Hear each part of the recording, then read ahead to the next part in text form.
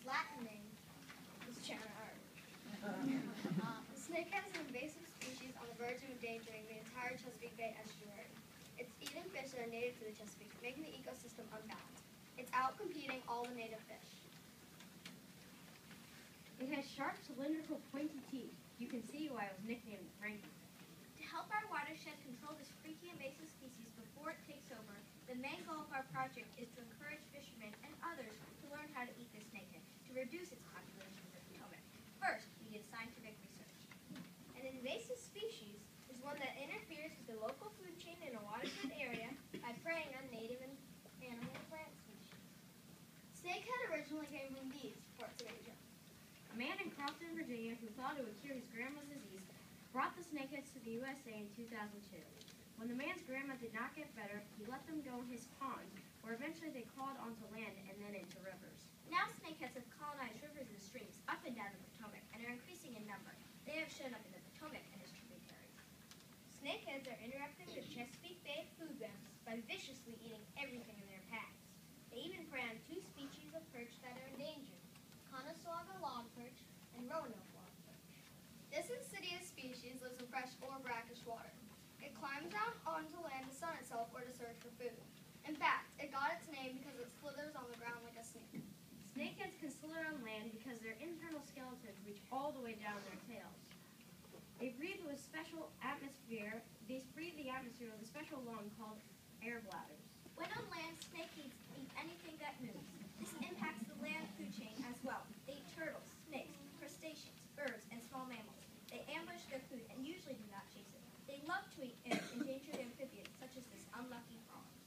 Females often produce up to 15,000 eggs 5 times per year. When we interviewed John Roricow, Sustainability Director of Crowfish in D.C., he told us he got a snakehead with 40,000 eggs in it. That's a lot of rope.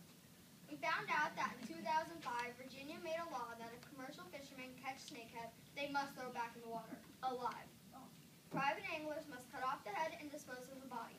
Most fishermen just cut the head off and throw it onto the ground for turtles to eat because they don't know how delicious it is. According to a Virginia Department of Game and Inland Fisheries report, the snakehead is here to stay. Fishing and eating them is the only way to stop them from taking over the Chesapeake Bay and overcoming all the native species. And that's where we come in.